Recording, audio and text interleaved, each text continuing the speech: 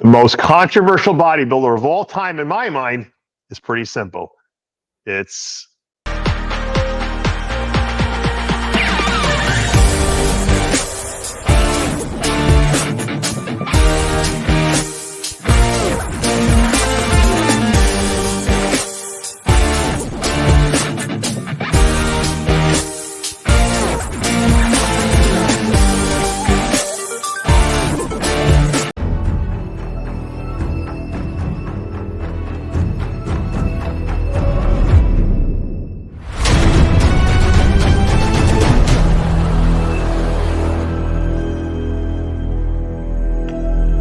I created Species Nutrition with one mission in mind: to provide bodybuilders and serious athletes with no-nonsense supplements that work. I put my name and reputation on every bottle of Species Nutrition products. If you want to be your absolute best, join the evolution.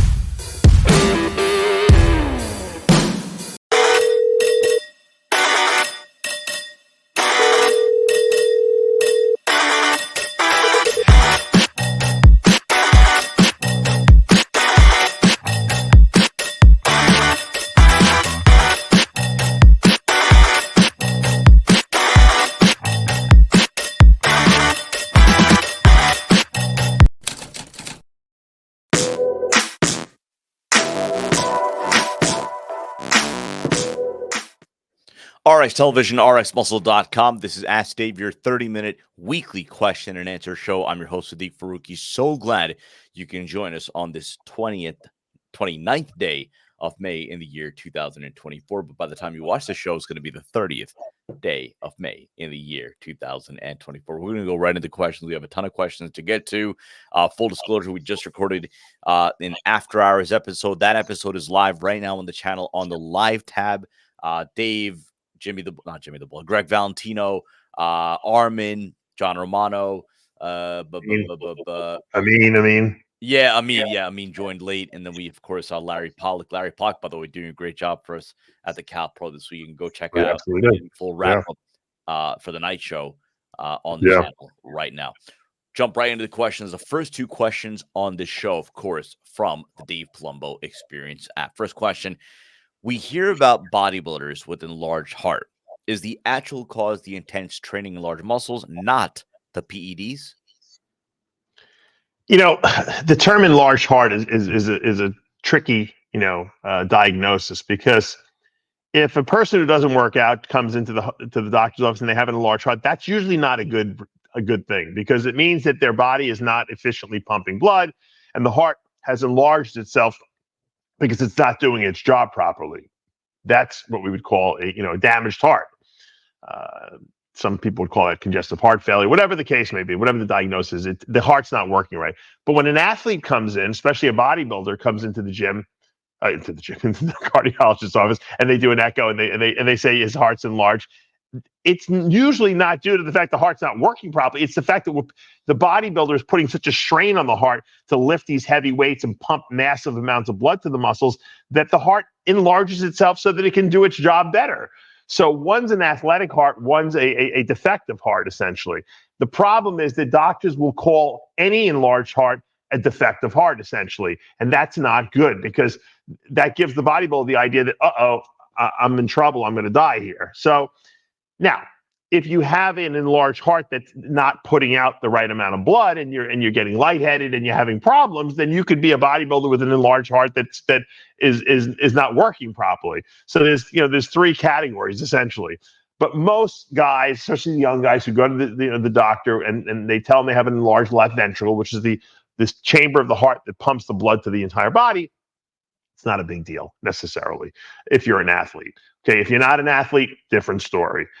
Once again, also, if you're having problems with your heart, that could be a problem. If you have, let's say you go for a cardiac CT scan and you have a blockage in one of your coronary arteries, and then that chamber is not working properly or something like that because it's not getting enough blood supply, that's a problem. So there's a lot of different, diagnoses that will be involved in assessing whether your heart is athletic or if it's just there's something wrong with you.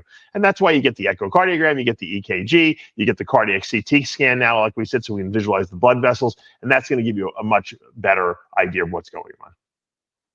Second question, again, these first two questions from the Dave Palumbo Experience app. If you're still flat the day of a competition, what would you recommend to do?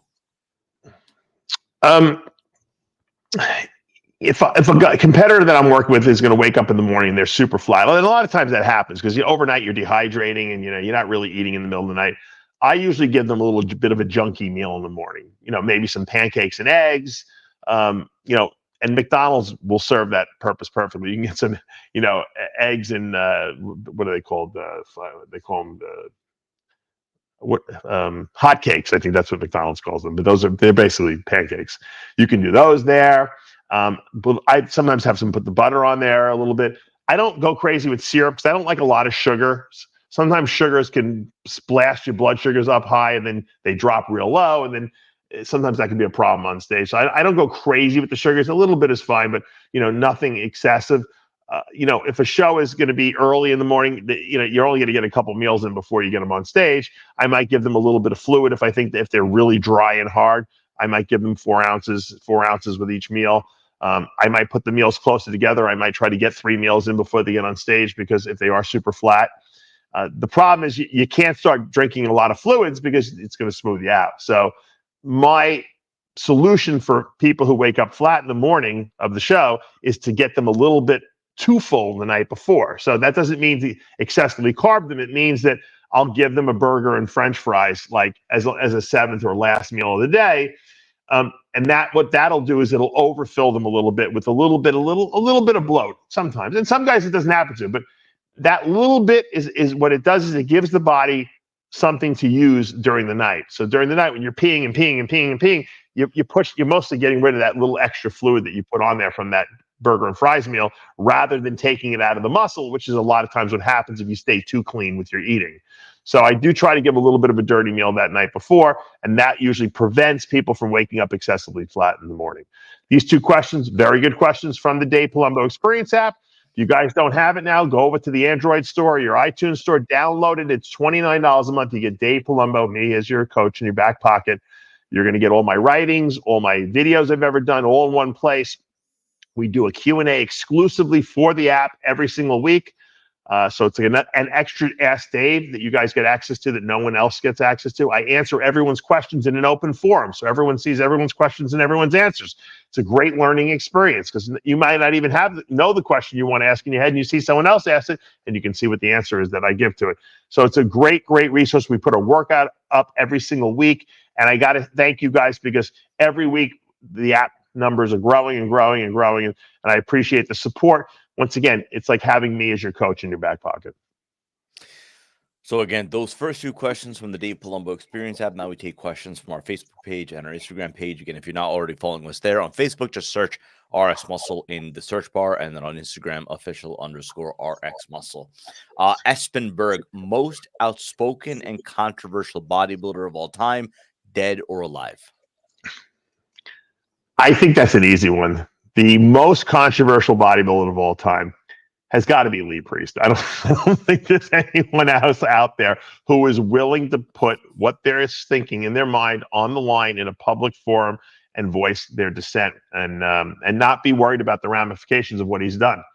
I mean, from when Wayne DeMilia was running the IFBB and Lee was like all for, if you make it to the Olympia, everyone should get paid.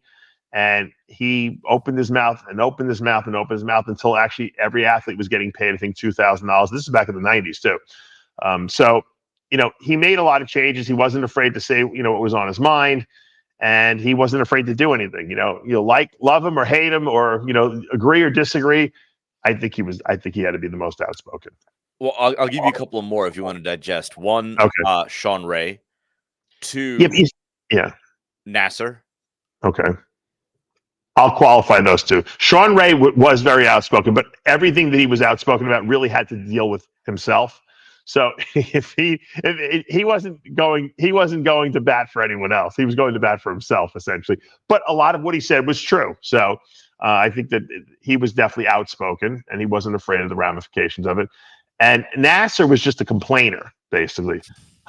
I do not like the fact that I have to carry my gym bag with me to the backstage area. Why can I not have a helper who can assist me and put the tanning on me? He just complained. He never really was pushing anyone's buttons. He was never like saying like, oh, this isn't right, and we should have a union. That wasn't Nasser. Nasser just was a complainer. So that's not, I don't call that outspoken.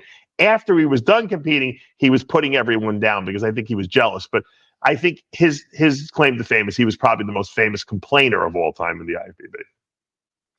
JJ Hebner wants to know where or when strawberry ISOLYZE will be coming out. Says he loves all the flavors, but you don't have any berry flavors for ISOLYZE. Like any. I used to have cherry vanilla, if you remember, Sid. I think it might have been before your time, but yeah, I mixed the fruit punch Fiberlize with my vanilla ice cream ISOLYZE, and I said, wow, this is cherry vanilla.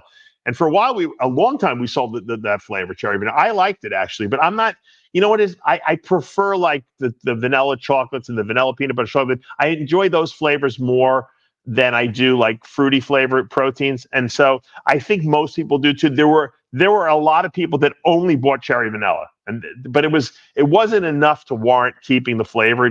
We didn't sell enough of it. You know, you have to buy minimums and everything like that. So strawberry kind of fits into that. I think cherry vanilla was better than some of the strawberries that I've taste tested. Mileplex, I don't know if people remember, Mileplex when Bill Phillips owned it, had a really good strawberry. And what they had little pieces of like dried fruit in there, like strawberries that would crunch in your mouth. I'm sure there was probably a lot of carbs in those things. They were certainly not carb free. So yeah, I mean, unless I did something like that, you know, where I put pieces in there, I don't think we would sell enough of it. So, but you never know. Never say never. If my manufacturer, my flavoring guy ever sent me like a good sample and I said, whoa, this stuff is great, let's put it out, we might do a limited run on it. You never know. Let's go to Excellent 187. I love eating sweet potatoes on prep, but it gives me gas and makes me bloated. Recently, I air fry them, and it didn't give me bloat or gas whatsoever. Is there a scientific reason as far as why that may be? I'm trying to think. I don't know. Maybe when you cook them, you know, a lot of times when you make sweet potatoes, they're either boiling them or I used to just put slits in them and put them in the microwave. And I think the longer you cook them, maybe it takes some of those whatever's, you know, plants have like endotoxins and stuff in them that some people are sensitive to and some people are not. And I think if the longer you cook them, you know, that sometimes that can bake those things out of there and destroy them. So maybe that's the reason. I don't know. But because think about it, the longer you cook a sweet potato, the softer it gets. It almost turns into like a mashed potato if you bake it long enough. But most bodybuilders don't have the patience to do that. So what they do is they just microwave it until it's soft enough to eat, and that's it. So it could be that, you know, you've basically broken it down enough that it's not bothering your stomach. That's the only thing I can think of. Otherwise, I have no idea. Let's go to Beer King Lives. Thoughts on EQ as an addition for a cutting cycle, or would it be better just to stick with something like a test mass TREN combination? You know, most people diet for like 16 to 18 weeks and maybe longer for competition. So I don't like to stay on like the same drugs the whole time, you know, unless you're a woman and you don't really have a lot of options because you don't want to take anything that's going to really masculinize you. So most women will take Anabar the whole time. But for men, I usually do 8 weeks of like testosterone with EQ and some deca. And then I'll switch to, you know, the last 8 weeks doing TREN, you know, test, MASTERON, Winstrol. So, I mean, that's usually my go-to stacks, and it just seems to work better. If the diet's going to be a longer diet, maybe 20 weeks, I might do 10 weeks on each of those mini cycles, and that seems to work well because you know what, it's you don't want to be on Trembling that long, you know, because you're just going to be miserable and you're not going to be able to sleep.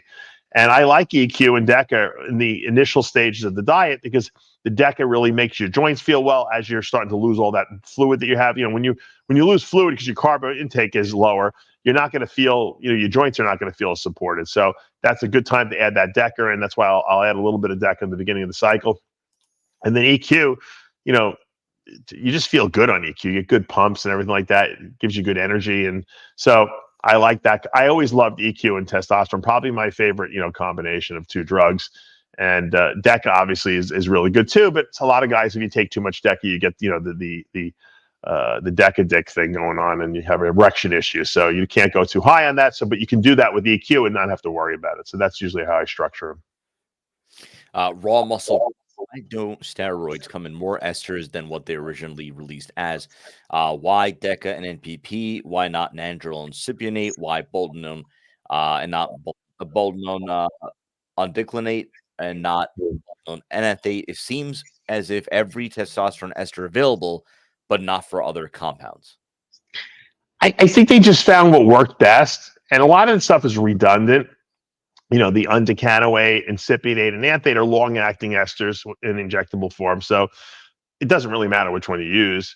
And then the shorter-acting ones, you know, like phenylpropionate and propionate, those are your faster-acting esters, and you know, a lot of people have sensitivities to them, and so it really doesn't. I mean, I think it's just by convention. You got to remember, these drugs all were pharmaceutical drugs produced by legitimate pharmaceutical companies at one point. So they must have done the studies and said, all right, this is giving us the peak blood levels at certain days that we want using these esters. And so they just made it, all right, so that's what we're going to use for this ester, for this compound rather. We're going to use nandrolone decanoate. We want a long-acting ester, so because it's going to last in the system a long time. They're going to get good anti-inflammation from it, or whatever the heck they used it for, and that was the end of it. And they never bothered to switch it up at all. Then they made the NPP, which is nandrolone phenylpropionate, because it was a fast-acting ester. Because they said for women, you know, even though women shouldn't take that either, but they said for women, it won't give as many side effects, you know, and once again, it was just a convention. They could have made it propionate. They could have done anything. It was just by convention. They felt that was going to give the least side effects. And that's why a lot of the drugs that are out there on the market, the real approved American drugs, were made. They balance you know, the positives and then the negatives. And they said, all right, where's the right in between? Okay, this drug is well balanced. We like it. We're going to release it. And that's how all the drugs came about. And, you know, why are they using cypionate and enanthate for replacement therapy? Because they're the most predictable that are out there. The the undecylenate, I think it is the one that lasts like 9 weeks. That's too long, okay, in injectable form. Cypionate and enanthate are pretty much the same, and that's why you see them used interchangeably. They're like 2 to 3 weeks they last. So I think it's by convention. That's the reason why we have that. Let's go to Stephen Bateman. If I haven't been in the gym in about a year, stopped dieting, would I be able to gain muscle back while also losing body fat at the same time by being in a caloric deficit? Yeah, if you had muscle before and you want to just start training and taking some drugs, you're definitely gonna add muscle while you're dieting. There's no doubt about it. As long as you're eating enough protein, you know. Obviously, you're going to grow better if you're not dieting on top. But if you're sloppy and you have a lot of body fat, I would recommend keeping, you know, the carbs very moderate to low. And I think you'll see the muscle come back, even though you're on a calorie restricted diet. Might not happen as fast, but you're going to certainly see it happen. Alexander Ruin, coach, does telmisartan or any BP medication that you recommend only lower BP at night and in the mornings? That's what my doctor said, when in the morning I'm running 130 over 80, and evenings it sometimes creeps up in the 150s, 160s. Yeah, some of these drugs don't last the whole day, and that's the problem. I take Ramipril, and I used to take it, you know, when I first started doing it, I would just do it once a day in the morning, and then I noticed at night my blood pressure would creep up a little bit. So I split the dose. So I take 5 milligrams in the morning, I take 5 milligrams at night, so it can keep it better. It's obviously it's not necessarily a 24-hour pill. If it was, you would keep your blood pressure in the normal range the whole day. So if you are noticing that with telmisartan, you might want to take it twice a day. I don't take the angiotensin receptor blockers. I'm using an ACE inhibitor, like I said, Ramipril. If the telmisartan is only meant to be taken once a day, and it's not working, you might want to try an ACE inhibitor like Ramipril or lisinopril. Let's go to David Jaworski. Is there anything wrong with using corn as a main carb source? Is it as good as oats, sweet potatoes, or brown rice? This even sounds a little disgusting, but when you eat corn, what happens when you go to the bathroom and go poop? You can see the corn in the toilet. So obviously you're not digesting and absorbing all the corn you're eating. A lot of it's coming out intact. So probably not the best carb source. Are there carbs in corn? Absolutely. It's starchy. So it's not a free calorie, but I don't think you absorb all of it. So I think if you're looking to, put weight on and you want to actually, have some carbs that are available for fuel, corn might not be the most predictable one. You might want to, yeah, I mean, you can, what I do is at night, like sometimes if I make rice, I'll take a bag of frozen corn and I'll throw in, maybe a couple tablespoons of the corn, just 'cause I like the taste of it, mix it into the rice, then put the rice in the microwave, make the minute rice and the corn at the same time, because the corn's frozen, obviously. And it's delicious. I'll do that with peas too. So I'm not eating a massive amount of them, but I like to mix it in there just because it kind of changes the texture and the consistency of the rice. Let's go to Mark Bates on cycle. What is the perfect reading for testosterone levels when getting a blood test? Well, if you're on a cycle, I'm assuming you're taking a lot of drugs. So a lot of the tests aren't even accurate over 1,500, or some of them are not even accurate. Some of them will go as high as 2,500. So some of them top off, meaning that you're not really getting what your real total testosterone level is. If you're over 1,000, that's good. Like I said, some tests may not even accurately measure over 1,000. I know guys that have gone and then have had tests that actually were accurate up to 10,000, and their tests came back at like 5,000. So, as long as your stuff you're using is real and your levels are high, I think you're okay. I've had guys come to me, I'm only 2,500. I'm on 1,000 milligrams of test a week. I said, well, it's probably that's all your test. Even the lab will even go up to 2,500 most of the time. So don't get all bent out of shape and think your stuff is real. Now, if you're on a cycle of 1,000 milligrams of testosterone a week and you get your blood work done and your testosterone is 500, there's obviously a problem. You're probably taking fake testosterone. So you can use it as a method to determine if what you're doing is real. Although I would just tell you, buy the Roy test kits to make sure your stuff is real. But, for dosage purposes, you want to make sure your stuff is dosed properly. You can definitely go and get some blood work done and see what the levels are. There's no doubt about that. Take a couple of more questions. Syed Shah, this might be a bit of a homework assignment. It says, used to work out legs 3 times a week, but legs didn't grow. He didn't get stronger. Started using your split. He's been training at full intensity once every 7th or 8th day. They're still not growing. The upper body, on the other hand, is growing. Why are his legs not growing? Well, I'm glad you listened to my advice, and especially for weak body parts, less is better. If you're training them 3 times a week is ridiculous because you're overtraining. Once a week, hitting them hard is the right way to go. I'm glad your upper body's growing. If your legs are not growing, I would bet, okay, if I was a betting man, which I'm not because I don't like to lose, but I would bet that you're probably just not training them right. And usually what I do with my clients, I have them send me video. It's very easy to text video nowadays, especially iPhone to iPhone or Android to Android or even WhatsApp. And I look at the technique people are using and I'll analyze it and I'll make suggestions. A lot of times with legs, guys don't open their legs up enough. They're too close together. And when you open up your stance, you're able to open your knees up, and that brings the adductors in and the glutes, and you can go down lower. So if you're not going all the way down with squats below parallel, you're not pausing, you got to make sure you're not falling into the lower position. You want to lower the weight under good control. You want to explode up. There's so many things that can go wrong with the form, and that's why you really need someone who knows what they're talking about to be able to critique your form, because I guarantee you that's probably your problem, especially if the upper body's growing.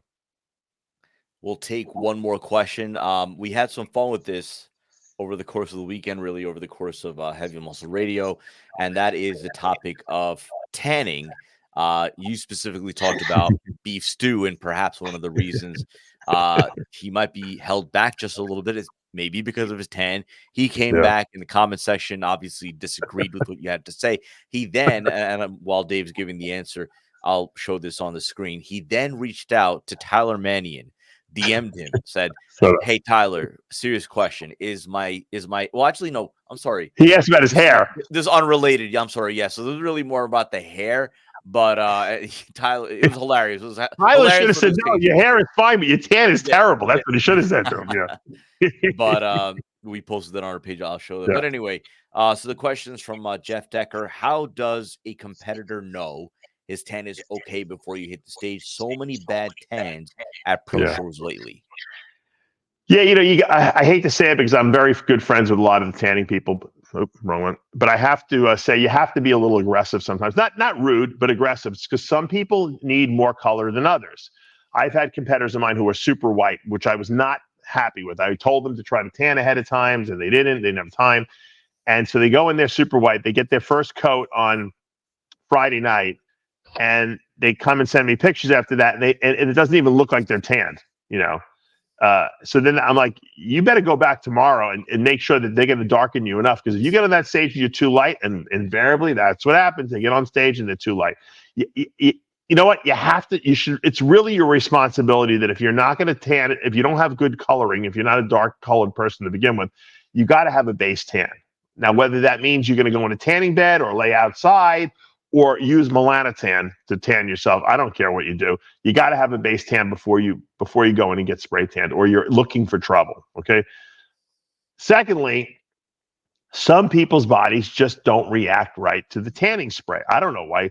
I've heard different reasons from tanning companies who tell me the pH of people's skin is off, or people are not prepping their skin properly.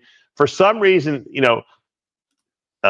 beef stew is dark enough on, say, always. He's a consummate, make sure that he's dark enough. But for some reason, some of his tans get like this little bit of a muddy look to them. And I think it obscures how good his conditioning is. And I think that I just feel like that's been hurting him. And I don't know, maybe he's got too much tan on. I don't know. I don't know what the problem is, but it looks muddy, and I'm not the only person who said it. And so, and I like the guy a lot. I want to see him do well. I know he's a hard worker. His physique has improved by leaps and bounds, from year to year to year. And I know he's still planning to do a couple more shows to try to qualify for the Olympics. Chicago. Yeah, so he's got to make sure that tan is good. But there are guys out there that I know guys that turn green when they get spray tan by certain products. If you don't respond well to a certain product, then don't use it. Try a different tanning company. I know, unfortunately, at some of these shows, there's only one spray tanning company, and that's scary sometimes, because if you know your body's not going to respond well to their color, you should really have some sort of a consult with them ahead of time and explain to them, hey, I've used your color before, I've turned green, or it wasn't dark enough, it didn't look right, it was the wrong shade of dark or brown, and they can work with you. A lot of these companies will tell you how to prep your skin properly and do certain things to make sure that the tan will look great. That is going to do for this episode of Ask Dave. A reminder, if you haven't already done so, subscribe below, hit the notification bell. You're not going to miss anything on the channel right now. Yesterday's episode, live episode of After Hours earlier this week, Heavy Muscle Radio, and then, of course, our coverage from the Cal Pro with Larry Pollock covering in for us live from the scene of the competition. If you like what you're watching, hit the like button, comment below, and as always, we appreciate all of your support. For Dave Palumbo, I'm Sadiq Faruqi. We'll see you next time.